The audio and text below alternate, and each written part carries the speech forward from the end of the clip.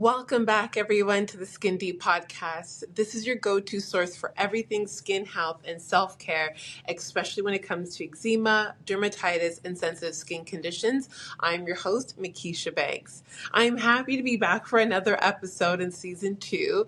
Like I said in the last episode, I feel great in terms of making time to get better and be on my skin healing journey. It was a long period of time since I've done an episode. I think it was maybe like half a year, like 6 months or so, but maybe longer than that. But it feels good that I took the time to do that because I feel much better in my skin. And that's why today's episode, I really wanted to go over the things that people don't talk about when you're on the skin healing journey. I feel as though we are talking about what you need to do, what you need to do, what you need to do, what you need to do, and no one's talking about the other things that come along with it that makes us feel fearful, that makes us relapse, that makes us feel like we're not on our path of healing. Like the things that we don't talk about, it's almost like the hush hush. And I feel that's really important because I don't want to give people this false idea that the skin healing journey is really quick, it's really easy, and there's no trauma. There's a lot of trauma that I've dealt with in terms of my skin, and I didn't think that it was going to be that big of a deal, but I guess, turning 40 last year, so my hormones were completely changing up, and the stress that I went through and leading up to that, and just all of these different bags of things kind of made me just go through a lot of trauma, and it made the skin healing journey a lot more difficult than I thought it was going to be. So today I'm going to talk about the things that no one talks about when you're on your skin healing journey. And again, I am going to be going over the different stages of the skin healing in terms of what to help you out with that. But I felt really resonated to this title and really about this topic. So that's why I wanted to kind of get it out of me. And let's keep it going. So let's get started.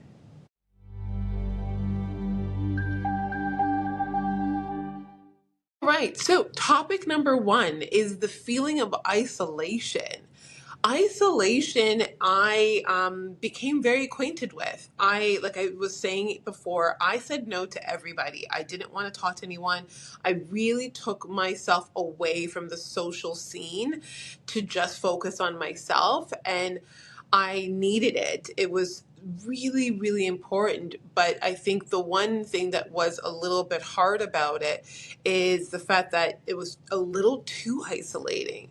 I do believe that you need to step away from people and places, things, everything in order for you to have growth, whether that is your personal career or if it is just overall body, skin, health, mental health. There's a thing about getting away from people. It helps you in terms of your energy field. You are not entangled with them. You're not influenced by them. You are completely in your own zone, your own cocoon. So it's like thinking about the butterfly transformation process. You almost have to shut the whole entire world out in order for you to heal.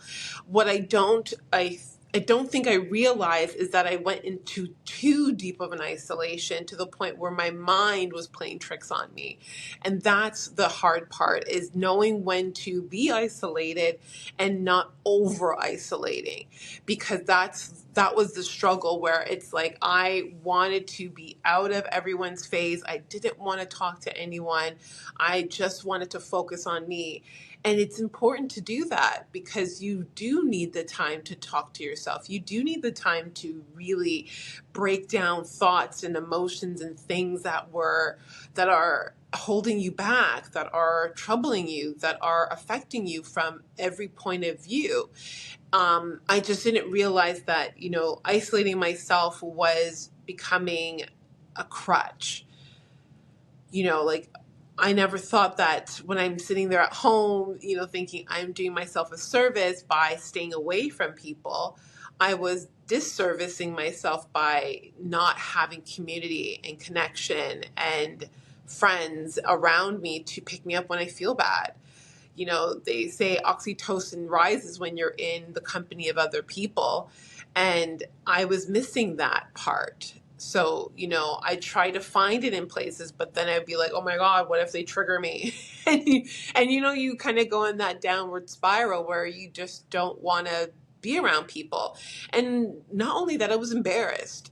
I was embarrassed of my skin. I was looking at myself and I'm like, oh, I can't wear this. I can't wear that. I can't look good. I don't look good.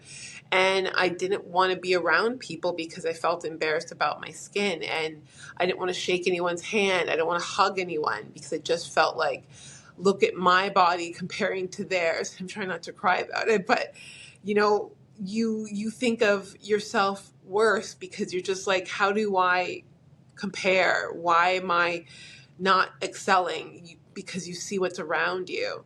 And that's a hard thing to do because you just want everything to be better. You want to have everything excelling in your life, and you're just looking around you and you feel like a failure to yourself, to others, maybe to your family or siblings or children, whatever you have, partner, and you just don't want to be around people. So that's why isolating yourself becomes easy, and it becomes consistent. It becomes your best friend. Being in the dark and just holding yourself away from the world feels great after a while.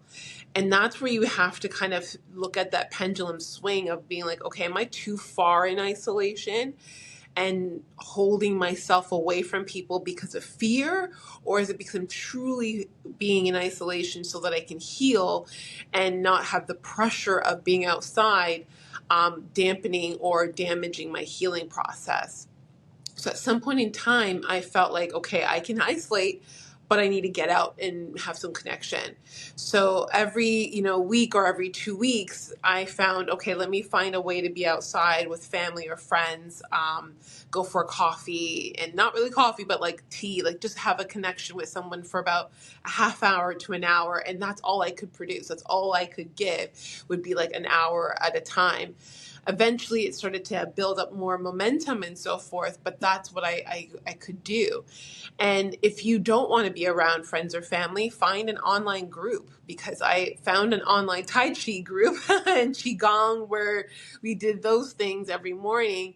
And that allowed me to have connection and connectivity. Going back to hot yoga allowed me to have that same thing, those connectivity with other people and resonating with people. But I know that once I was done that interaction with people, I was like, okay, got to go back in, got to recap, reevaluate, adjust myself, realign myself, and allow myself to just kind of digress after having that much connection. Because after a while, when you don't have connectivity with people and you go and see people, you get overstimulated easily and quickly. It's like your cup is full and overflowing, or flowing, or the opposite. It's empty. Your gas tank is empty and you just don't have any more energy to give.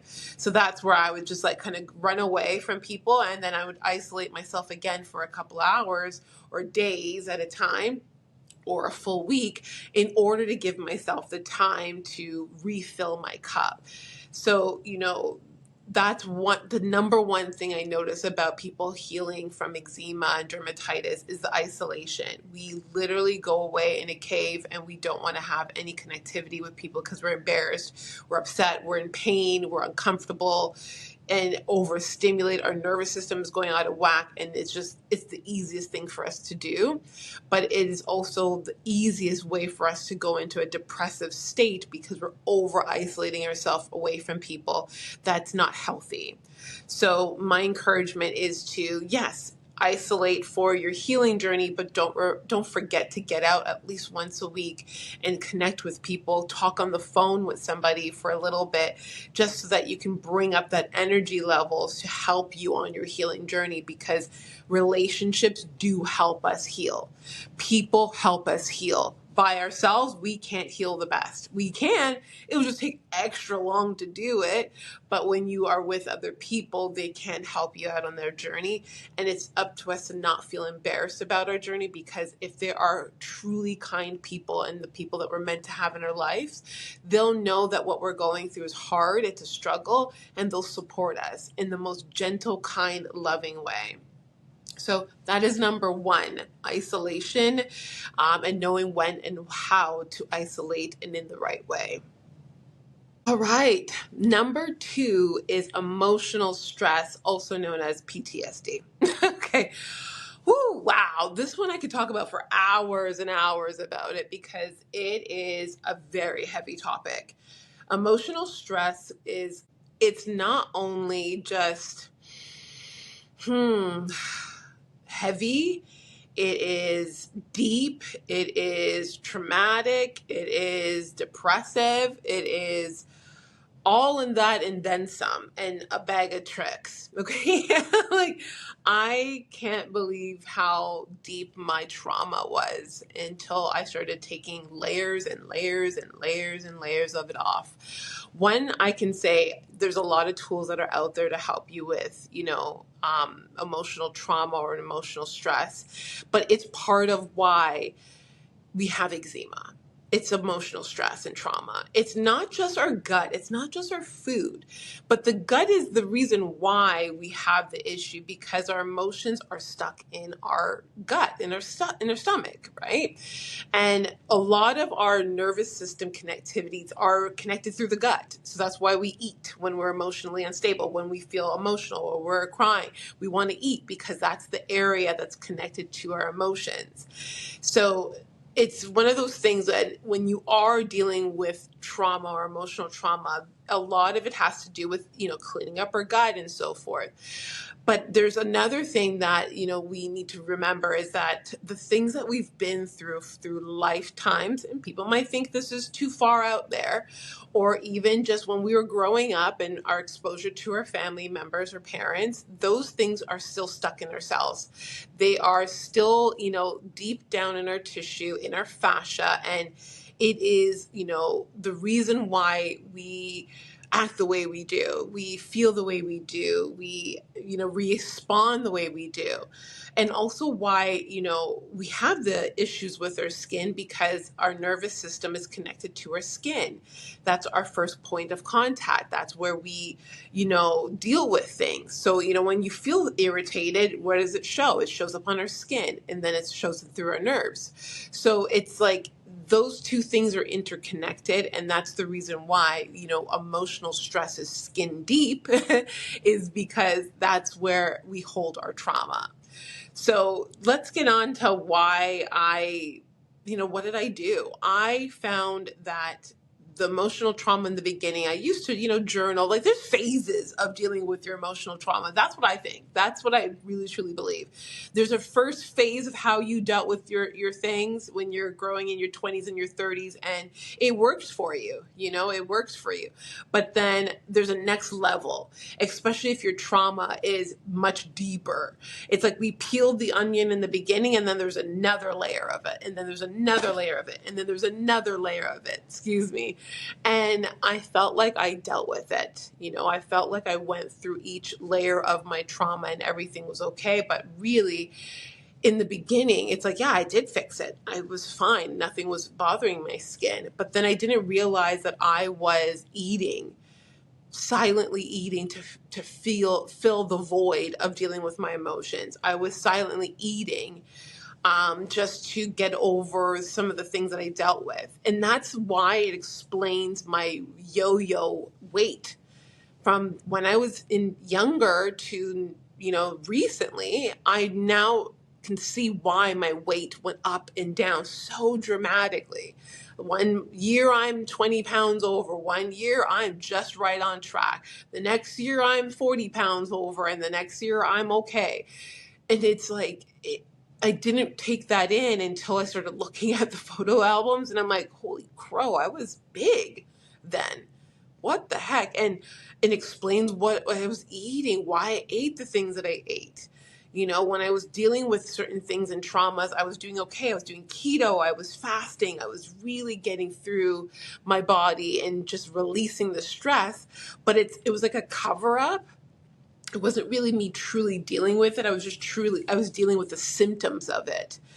Now, when I look back in the last year and a half, I dealt with my trauma. I'm still dealing with it. You never can say that everything's all gone. But for the most part, I really, truly tapped into the trauma that was trapped into my cells because everything, exploded on my skin. Everything came out. And it's almost like the cup overfilled. We fill up the cup with all the traumas when we're younger from our parents, when we get it in the womb, and then when we're up to 7 years old, and then we deal with in grade school, and then the major traumas in high school, and then our first loves, and then all of a sudden our jobs and careers. Like, we just keep filling up that cup. And then eventually the cup says, okay, I'm done. I can't do anything else, and it explodes. Some people get it earlier, some people get it later. That's why sometimes I think they say there's that, what is it, the midlife crisis when you hit 40, something happens. Well, yeah, I believe it. I believe it. So, it's like, it could happen at any age. I don't want to sit there and be, whatever, stereotypical or something like that. But I feel as though that, at a certain point in time, your cup gets filled, and it can get filled really quickly, or it can get slowly done. And then it becomes a chronic disease, and then you don't realize it's a chronic disease until it shows itself.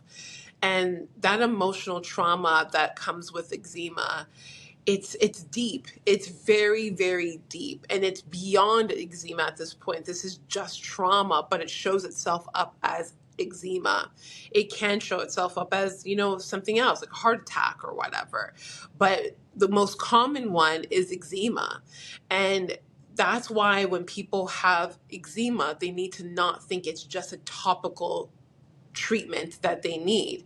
Even though I own Everbella and we have products, our products support the skin while you're healing, but it does not heal what is actually skin deep. And that's why it's important that we deal with the emotional trauma. So what did I do to deal with my emotional trauma? In the beginning, it was just hot yoga because I was still in denial. Then eventually became therapy. And that therapy was through talking therapy.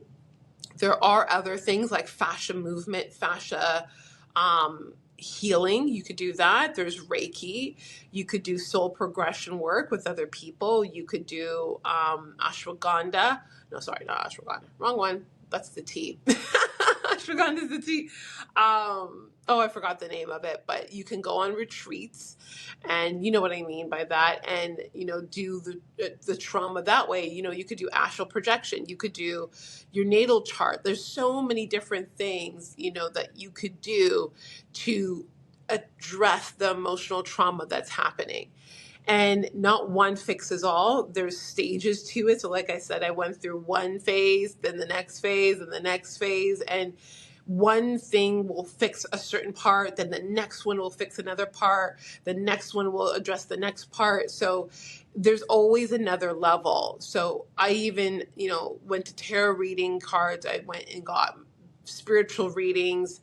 I've done pretty much everything you can think of, and I still do them all. It's just I know which one I need at this moment in time based on the spot or the space that I'm in and what I'm dealing with at that time. There's even the emotion code, and I love that app that you could use where you can see based on using either a pendulum or your body as a live pendulum to know what trauma your body is dealing with at this very moment. And, I'd wake up every day and I'll do that. So, those are something that you could use in terms of helping you to address the emotional trauma. But that's something that we don't talk about enough when we're dealing with healing with eczema or skin healing in general, is that there's trauma that's in the body that needs to come out. And that trauma that's in there it's making your body very on fight, flight, or fight mode. And it's making you not want to do anything. It's making you stuck in that same cycle over and over again. And really, it's because we need to address the emotional trauma. So, like I said, it's not something that we're just one and done. It's layers of it, and you'll know how deep a layer is when you feel good one day and you're like, oh, I'm so happy, I feel great, it's going away, everything is happening, and then all of a sudden, bang, another wave of shiza comes at you, and you're just like, what the flip, I thought I was okay. And then because of that, you isolate again, you go through the depression, you feel really like shit, and then you're just like, what the heck, why am I even doing this? And it's just because, to be honest, it's not that you're failing, you're actually progressing, and the body felt good. It alleviated and let go of that layer of trauma and stress, and it's saying, okay, let's get to the next layer of it. So I allowed myself to look at it from that perspective, that okay, my body's telling me I'm doing a good job, that's why it keeps giving me more. And it sucks so much, because you're just like, why? I just want it to be one and done, I just want it to be over with. But it's integration, it's metabolizing. You are going through one phase, getting rid of it, integrating the lessons, integrating the good part, letting go of the negative part, and then after that, or integrating the negative part as well. And then the next phase comes, and then you do that same kind of rebut again, which is you metabolize it, you integrate it, you move through it, the next one comes. So it's a continuous stage of like progression. It's almost like they say it's like a video game. You go from one stage to the next one, and that's how you continuously start to feel better. And that's how you continue to see the light at the end of the tunnel. That's how you start to become less isolated, because you're seeing that it's okay to be around people and you don't feel fully drained. You feel okay. You're not, twitching at the end of the night saying, I need to get out of here. So, it's the stages of it, but, when you're getting closer to that full breakthrough, when you are breaking through. So that is stage two, or sorry, not stage two, that is number two on what people don't talk about, which is emotional stress, which is PTSD. Okay. So now we're going to go into number three. Okay, so number three is a bit of a doozy. It's almost similar to number two, which is emotional stress, but number three is the fear of relapsing. Whew. So relapsing sucks, and it hurts, and it hurts, and it hurts, and it just feels like a whole bunch of nonsense. And it's more so fear itself, because as we know, fear isn't real. It's false evidence appearing real. That's what fear stands for. And we think that relapsing happens, easy, when it's not necessarily easy. It actually kind of builds up to itself, and then you relapse. And I think that's where a lot of times, we fear it so badly that we sabotage our progress. And that's happened to me multiple times. I'm not going to deny it. It has happened to me, because, you just feel so good. You're like, oh, everything is amazing. You start eating things, and then, you think about the relapse, and you're like, oh, no, it's okay. It's okay. You keep going, doing what you're doing, and then you're still thinking about the relapsing, right? But you still keep going, doing the things that you shouldn't be doing. And then before you know it, it happens. You do relapse. The skin itches. All of a sudden, all the things that you felt before start happening again. And you're like, look, see, I relapse. I'm never going to get better. This is always going to happen. When really, actually, no, you did it, accumulated over a few days, and then eventually it broke. So it's actually your own damn fault. So it sucks. But we fear relapsing, but we had all the signs. We had all of the windshield wipers out. We had all the stop signs out. We had everything come out saying, hey, don't do that no more. Okay, you had your little tiny taste. Stop now. And you ignored it, and you just keep going. And then before you know it, you relapse, and then you fear relapsing, but you're the one that caused it in the first place.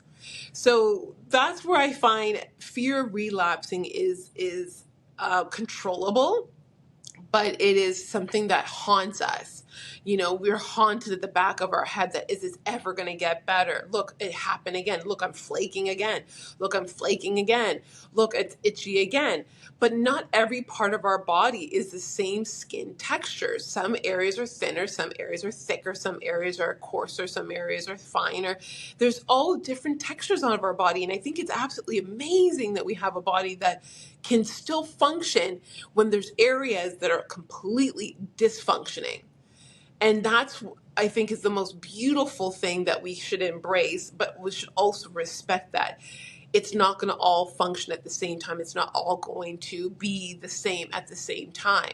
So we have to treat every area on our body a little bit differently and with a little bit more compassion. So then that way we know, okay, if this area of my body is progressing really well, but this side of my body or this corner or this patch or whatever is taking its time, it doesn't negate that this side of your body is doing well and that side of your body is not doing well. I'm laughing because I get upset because I look at my feet, I'll look at my hands, and I'm like, look at them, they're so terrible. But I'm not realizing my chest no longer has the eczema anymore. Or my thighs don't have the eczema anymore, it's just discolored slightly. Or my lower legs are no longer irritating, but they're discolored. But my feet, damn it, my feet still have a little bit of eczema on it. My hands still have a little bit of eczema on it. And I'm like, forget it. Everything sucks. But it's like, actually, no, you're doing okay. It's just there's certain areas that need to catch up. So the fear of relapsing haunts us because we look at small patches on our body saying that we're not doing well because those things are not doing well. But if you look at a scale of 100, you're like 98% healed and 2% is not, is still working its way through. Of course it's still doing its thing because we have different areas, have different needs, but we really fear it. And that fear goes into, it's like, a bonus thing that we think about is we always keep saying, I'm still healing. I'm still healing. I'm still healing. I'm still getting better. I'm getting better. And that keeps us in the loop of getting better and never, I'm better. I'm healed. We're always saying, I'm healing. And it's like a forever infinity of saying the same word. I'm getting better. I'm studying, when are you done studying for your test? I'm still studying. Right? Like at some point in time, you finish studying, right? Like you studied it. You're done. You did the test. The test is done. It's the same thing in the healing area. I feel like we get stuck in this mind frame of I'm healing, and you never think that you're content with this very moment. You're not good enough this very moment, that you are good this very moment. And that's the part I got stuck in. I realized I was saying for like a year, I'm healing. I'm still healing. And I'm like, and it sounds like you're crazy because you're just saying the same thing every day to someone. How are you feeling? I'm still healing. How are you feeling? I'm still healing. How are you feeling? I'm still healing. As opposed to saying, I'm doing good. I'm doing great today. Today I'm doing great. And today I'm doing better than I was yesterday. Or today I'm not doing as bad. I'm not doing as well as yesterday, but I'm still good. I'm good. We have to put like a statement to our journey. We need to put a stop to saying I am healing and just say, I'm on a journey, yes, but today I feel great. Today I'm good. Today I'm healed. I really am healed today. Tomorrow I'm going to heal some more. So we have to like get out of this idea that we're stuck in this spot, stuck in this space. We can't just be telling ourselves that we're never moving forward, because saying you're healing, you're not moving forward. You're in the same spot of just healing. You're not moving or progressing or improving. So you have to change your statement. You really do have to change your statement. I just think it's just really funny because it's a trap. The healing world, the beauty industry loves to put people in this trap of like, you're never going to get better. And it's true. Sometimes that's why they want you on those medications, right? They want you on those medications so that you're continuously in the cycle, in the loop of getting better, not getting better, getting better, not getting better, getting better, not getting better. And it's the suckiest feeling because I was in that. I was literally in that moment of thinking, okay, I'm getting better. I'm getting better. I'm healing. But I really wasn't. I was still in this feeling of like one day, like I'll dream it that I'm going to get healed, but I'm saying to myself, I'm healing. I want to say I'm healed. Because when you say that statement and your words are so powerful, your cells will adapt to it. Your cells will do that. So if you start to say, I'm healed, today I am healed. I'm not 100% healed, but I am healed. And then eventually tomorrow say the same thing. I'm healed. I am healed. I am healed. And again, the more and more you say it, the cells will upgrade to what you were saying. And that is powerful. That changes the whole entire aspect of what we're dealing with. We're not crippling ourselves and saying, I'm healing for the next 5 years.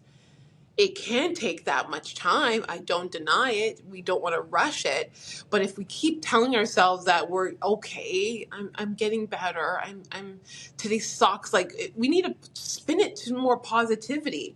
So then that way our body will adapt to it. Our nervous system will feel better. Our nervous system will calm down. Our cortisol levels will lower.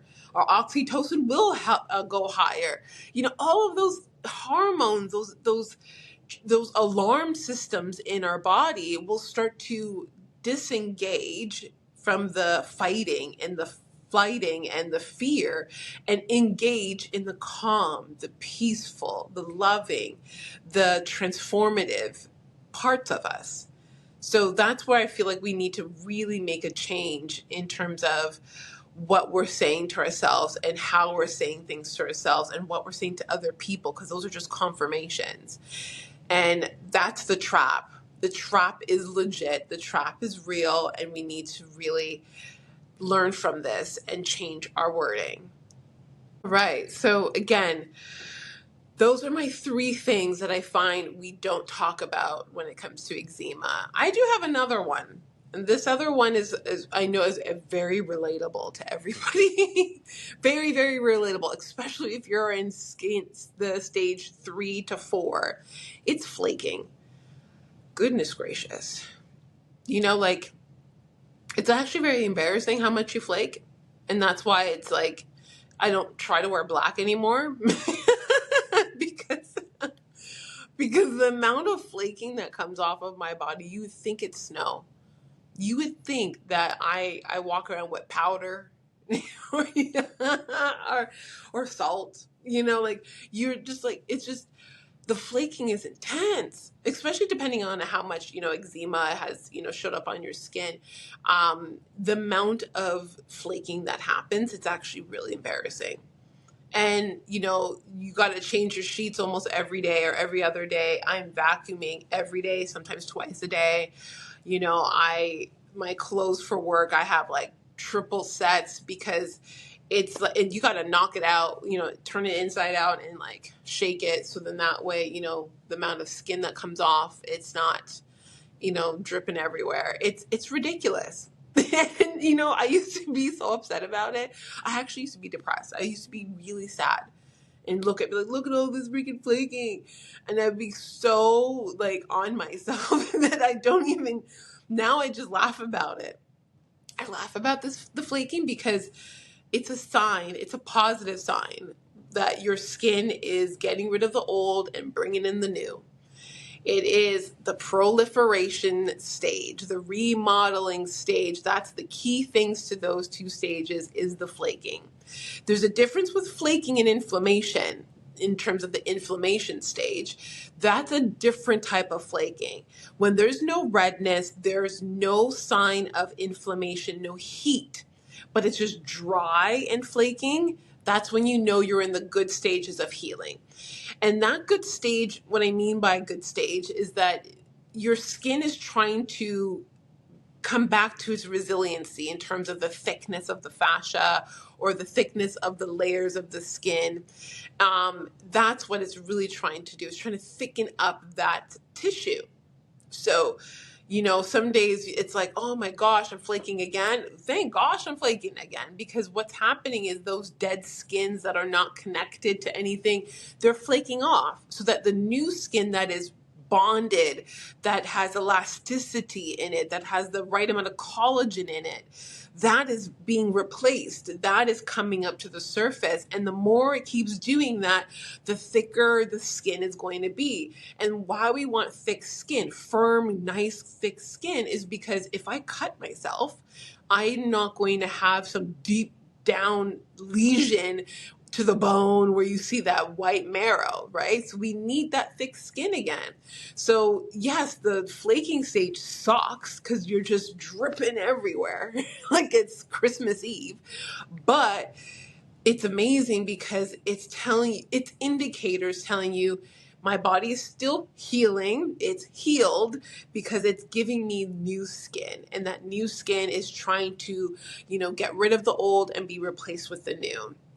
It's just how we deal with the flaking is what matters the most, because I find a lot of people are dry brushing too much, or they're peeling it, like myself sometimes, or I pick at it.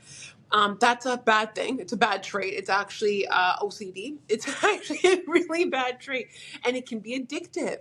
That's the problem. It can actually be addictive, picking at your skin and scratching your skin, because, dry skin is not comfortable. Look at snakes when they're getting rid of that old skin. They scratch it off. They like vibrate and scratch it off, right?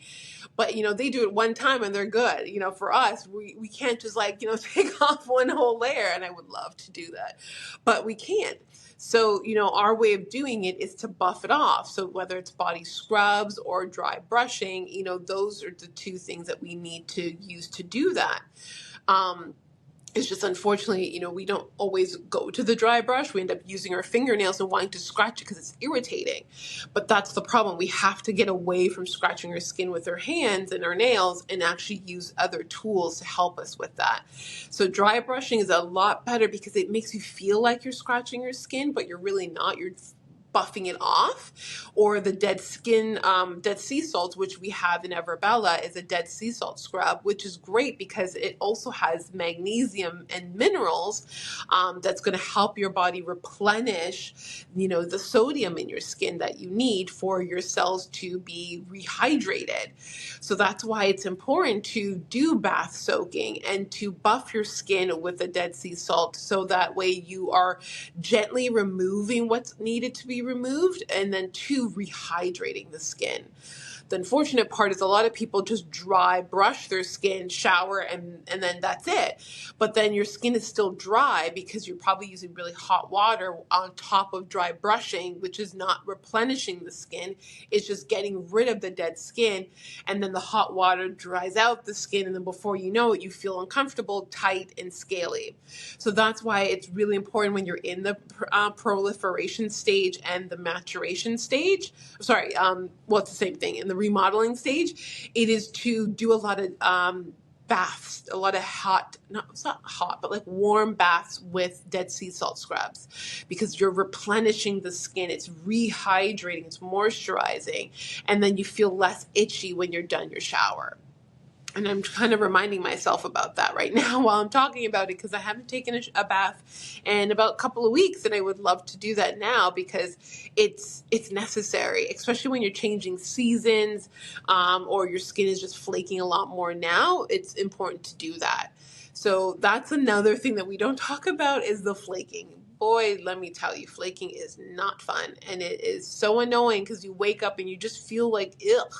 You're like, oh my God, I feel nasty. But it's not nasty. It's just a natural thing your body is doing. But it's a beautiful thing your body's doing in order to give you the glowing skin that you want eventually. So you just have to kind of bear with that process. The process, depending on how you treat your skin in this process, the longer the process is. I found when I'm eating well and I'm, sleeping enough as well, my body is not flaking as intensely like it was before. So, I find this stage is a little bit tricky, but it's a little bit more, you are adapting to what your body needs. You're learning again what your body needs. It's like you're a 7-year-old kid and you're learning about how your body works. And it's important because this is the way you're defining your discipline, you're defining who you are, you're defining what your limitations are, you're defining what your body likes, what you mentally need. And it's important. It's actually a beautiful process, besides looking at it from the perspective of, oh, I don't like the flaking. You're recreating your standards, and it's a beautiful thing to do. So, don't look at it so negatively. I'm kind of telling this to myself. It's a great thing to do for yourself. So, don't be so hard on yourself for this, because you need this time to learn about yourself again. All right, everyone. So that is the 4.5 or 5 with a bonus. Different things that we don't talk about when we're on a skin healing journey or when we have eczema. And I hope some of these pointers help you out. I hope that this kind of gives you a little bit of information that you might need, while you're going through your journey right now. But I do appreciate you being here. I appreciate you, listening and, clicking on our podcast every week. But again, if you would love to try our products to support your skin journey, you're more than welcome to hop over to everbella.ca, try our 30-day trial set. It's also in the show notes if you want to try one of our sets there. Again, our products help soothe the skin. It calms the skin down. It supports your skin barrier in terms of holding onto that moisture. It does help with shedding dead skin cells. It soothes you in the bathtub. Like, we have a variety of different products. If you wanted to be able to take the products in a systematic way, you're more than welcome to take the skin quiz, and that will help you understand which stage you're at in your skin healing journey and choose the products applicable to that journey. And again, there's all the resources there on our website that will help you out. And if you want to listen to more podcasts, you're more than welcome to. But thank you so much for being here. And again, as always, we are your go-to guide to skin healing, and your beauty starts with self-care. And again, my name is Makisha. I'm so happy you were here with me today. Have a good day. Thanks for tuning in to the Skin Deep podcast.